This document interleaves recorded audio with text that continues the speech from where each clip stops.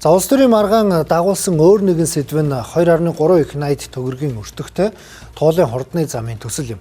За төслийн талаарх наривчилсан мэдээллийг хэрэгжүүлэгч тал олон нийт болон холбогдох төрийн байгууллагуудад нь тод танилцуулах шаардлагатай байна.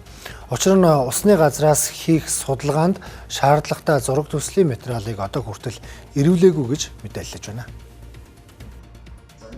Улсын хурлын ардчил намын бүлэгээ туулын хурдны замын төслөөр нээлттэй хэзүүлэг зохион байгуулж холбогдох бүх албан тушаалтнуудаас тайлбар сонслоо. За нийслэлийн зүгээс уг хурдны замыг бариул Улаанбаатар хотын төвжирлийг цааш 50% хүртэл бууруулах боломжтой гэж тайлбарллаа. За гол маргаан үүсгэж байгаа асуудал нь хурдны замын бүтээн байгуулалт болоод тулгуур багнууд нь гадаргын усанд хэрхэн нөлөөлөх вэ гэдэг асуудал. За энэхүү судалгааг усны газраас хийх ёстойч шаардлагатай мэдээллийг ирүүлээгүй гэлээ. Барилга өсрөлтийн үед бол дунд ашиглалтын үед бол хэвийн гэдэг ийм дүгнэлттэй энэний өмнө ингээд бүх салбар тус үрээрээ та ингээд харж болно тийм ээ. Салбар тус. Энэ нь болохоор юу нөхөр агаарын чанар, газрын гадарга, хөрсөн бүрхөвч, усан орчин, ургамал, амтны амьд, нийгмийн нөлөөлөл, асфальт заавалд болон ботлуурын үйлдвэрээс үзүүлэх сөрөг нөлөөллийг барилга өсрөлтийн үед, ашиглалтын үед гэж ингэж бүгдийг энэ олон хуудас материалуудаар ингээд хийгээд байгаль орчны наривчсан үндэгээ ингээд батлагдаад гардаг. Энэ бол хууль ёсныхон дагуу гарцсан. За хууль ёсны дагуу усны газарт бол дүгнэлт гардаг. За тэр дүгнэлтэн дээр шаардлагатай өргөмдлийг бол хийх ажил координацийн ажлууд байгаа. За урьдчилан шатны бол мэдээллүүдийг өгсөн. Би өөрөө танилцуулжсэн. Одоо эцэлж материалуудыг өгөхөд бас энэ хөдөлгөөн хийж байгаа хүмүүсийн одоо ажил саад болоод байгаа асуудал байгаа. Энэ усны газраас дүгнэлт гарна.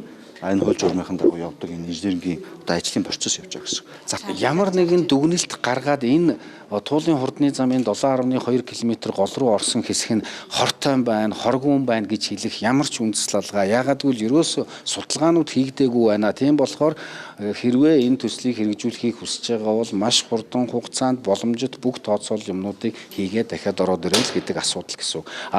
Усны нөөцийн зөвлөлийн хувьд. Усны газрын хувьд бол усны тухай хуулийн заасны дагуу усны барилга боломжийн дүгнэлтийг гаргахын тулд зургийг л авч үзэх. Зурган дээр нь бүх нарийн тооцооллуудыг хийх хэрэгтэй, хэмжилтүүдийг хийх хэрэгтэй.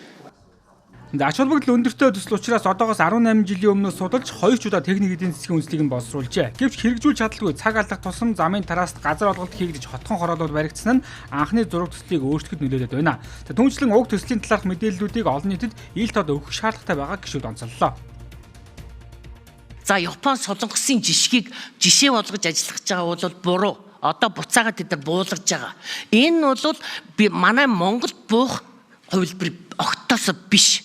За хурал даргалагч даргаас асуухад бас сүүлийн асуултууд дээр та хариулах боломж олохгүй байна. Одоо энэ асуултанд хариулах гэж ирсэн. Түүнээс биш ямар нэгэн өөр тайлбар хийх бол бас горин бахтыг байхгүй шүү.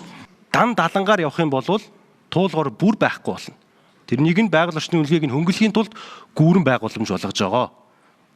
Байгаль орчны үнэлгээ нь нөлөөлөл нь харьцангуй багасах юм аа. Тэрнийг ингээд баримттай сайхан тодорхой яриад өгөөч ээ. Мэргэжлийн хүмүүс шүү дээ та хэд маань. Туулын хурдны зам хэрэгжихгүй бол Улаанбаатар хот ер нь цаашдаа энэ бүр 3-5 км цаг буюу явган үнээс бага хурдтай энэ түгжрэл ойрын одоо 4 жилд одоо 2 дахин нэмэгдэнэ гэдэг ийм 200 км болж Улаанбаатар хотын энэ түгжрэл бол одоо эрс нэмэгдээ тэг зогсолтын хэмжээнд бүр 200 км хэмжээнд хүрнэ гэсэн ийм одоо симуляц байдаг. Хэрвээ бид нар энэ төслийг хэрэгжүүлэхгүй бол яах вэ гэхээр алдагдсан боломжийн өртөг 3 их найд давтсан явж байгаа. Жилийн.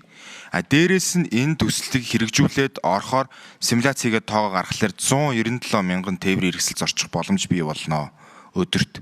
Ангийн бол зөрөөд хотын төсөвдөр одоо нийслэлийн замын сангийн хөрөнгө дээр явах юм бол одоо 90-100 сая долларыг бол оруулах бүрдүүлэх боломж нь бий болж байгаа гэсэн.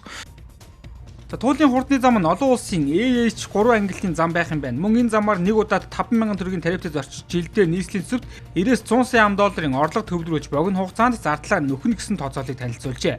Иймээс шаардлагатай тооцоо судалгаануудыг хийх замаар асуудлыг олон нийтэд ил тод болгох шаардлага байгаа нь хилцүүлгийн үеэр хөндөгдлөө.